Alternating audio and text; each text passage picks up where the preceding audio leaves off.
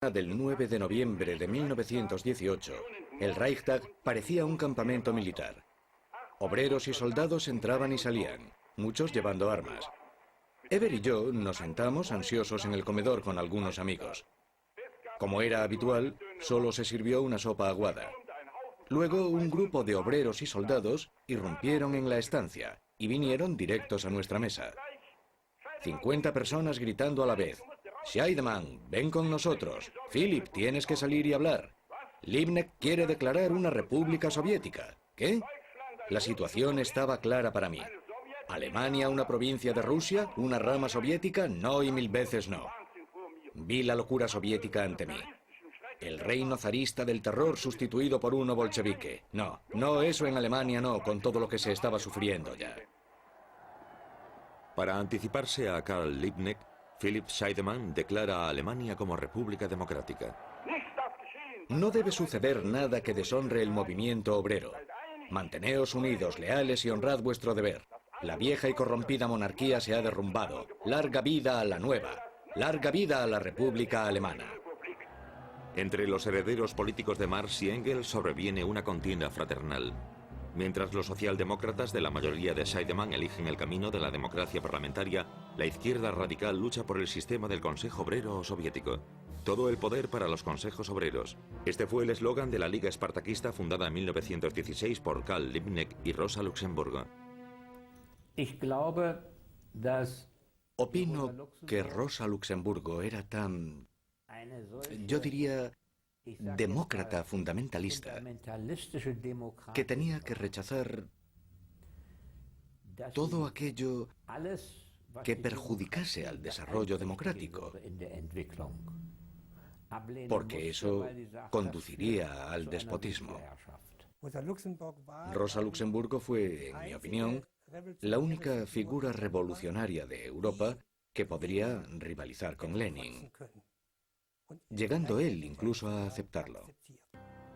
Nacida y criada en Polonia, Rosa Luxemburgo vive en Berlín desde 1899 y se convierte en la principal representante política de la izquierda alemana.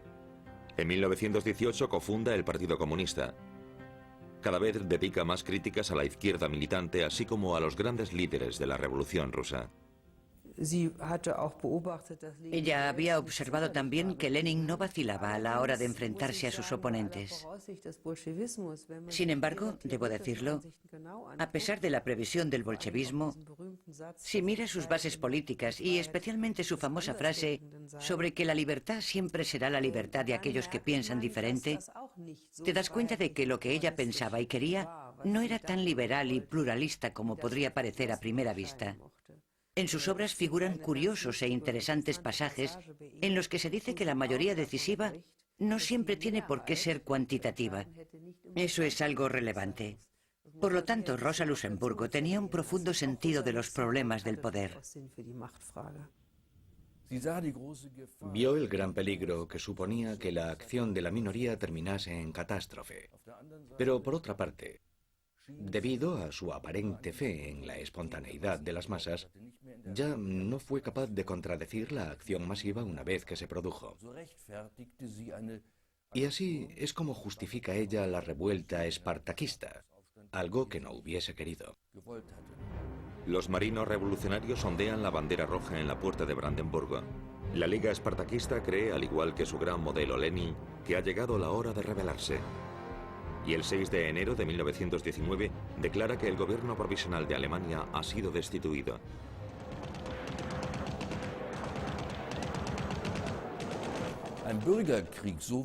Una guerra civil, como Rosa Luxemburgo la imaginaba, debía declararse en Alemania, y no quedarse limitada únicamente a Alemania, sino movilizar a los aliados.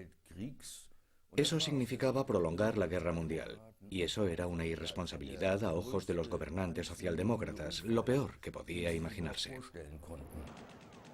Para luchar contra los rebeldes, las tropas del gobierno recibieron el apoyo de los Freikorps, tropas voluntarias formadas a partir de la disolución del ejército imperial. La revuelta se sofoca con una auténtica carnicería. Karl Liebknecht y Rosa Luxemburgo son arrestados y posteriormente asesinados por miembros de los Freikorps. Si los partidarios de la lucha de clases revolucionaria no se hubiesen extinguido del sistema socialdemócrata, y si el sistema socialdemócrata se hubiese adherido al dogma de la lucha de clases y al rechazo riguroso a cualquier cooperación con los partidos burgueses, entonces la democracia parlamentaria, denominada la República de Weimar, jamás habría existido. Además, la facción de los socialdemócratas de la mayoría nunca habría sido capaz de hacer lo que debería hacer para asegurar el desarrollo democrático en Alemania, es decir, colaborar con los partidos burgueses moderados. Tanto el requisito previo como el lastre de la República de Weimar fue la división del movimiento obrero durante la Primera Guerra Mundial. El 19 de enero de 1918 se elige el Congreso Constitucional de la República de Weimar. Los vencedores son los partidos burgueses. Alemania es ahora una democracia parlamentaria y una república federal. La revolución siguiendo el modelo ruso ha fracasado.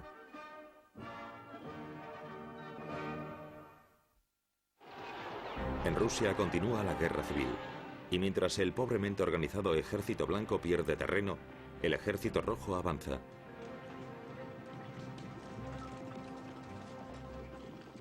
Leo Trotsky forma un ejército de 5 millones de soldados. En su famoso tren blindado se dirige al precario campo de batalla y refuerza la disciplina. Los desertores acaban muertos inmediatamente. Las tropas soviéticas vencen al Ejército Blanco y a sus aliados extranjeros.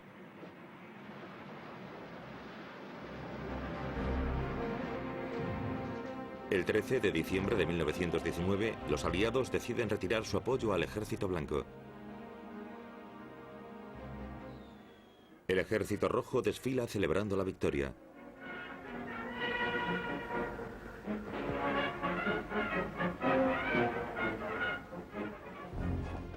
La guerra civil tiene una terrible consecuencia. Los comisarios rojos o bolcheviques son enviados a confiscar comida para el ejército. Los campesinos se rebelan. No atienden ya a sus campos.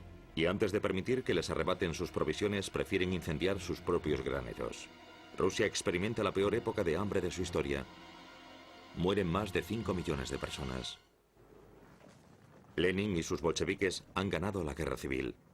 La lucha por el poder queda resuelta y Rusia es el único país en el que la revolución comunista sale victoriosa. Todos los demás comunistas estaban en partidos pequeños, no muchos. De vez en cuando se rebelaban. Entre 1919 y 1924 se produjeron unas 40 revueltas, todas ellas reprimidas. Y llegan los comunistas rusos. Lo han conseguido. Eso fue solo el principio. Una verdadera buena voluntad para dejar que los comunistas rusos tomaran el mando. En julio de 1920 tiene lugar en Moscú el segundo congreso de la Internacional Comunista. La revolución mundial solo puede tener éxito, declara Lenin, si la política y las acciones de todos los partidos políticos se controlan centralmente desde Moscú. Y a ese respecto, el Partido Comunista Ruso, como se hace llamar ahora, es generoso. Era un secreto a voces que había muy pocos partidos comunistas con dinero suficiente para financiar de manera independiente sus actividades. Todo lo demás se hacía desde Moscú, mediante instructores que llegaban y distribuían el dinero para que se invirtiese buscando el máximo beneficio de la Internacional Comunista y del gobierno soviético. Todos y cada uno de los funcionarios sabían que todo su dinero procedía de Moscú.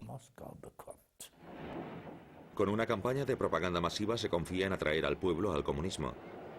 Se envían obreros del partido al campo en trenes especiales para enseñar al pueblo a leer y escribir, a la vez que exponen sus ideas. Tras la opresión y la explotación del pasado, el proletariado debe asumir ahora el liderazgo.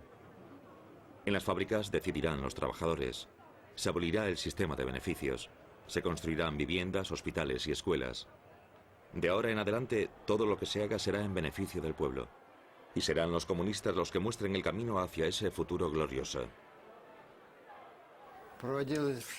Se emprende la educación sistemática del pueblo a gran escala, basada en los principales ideales humanistas. Uno debe tener en cuenta que el nivel de desarrollo de nuestra sociedad y nuestro Estado no era muy alto en esa época, si se puede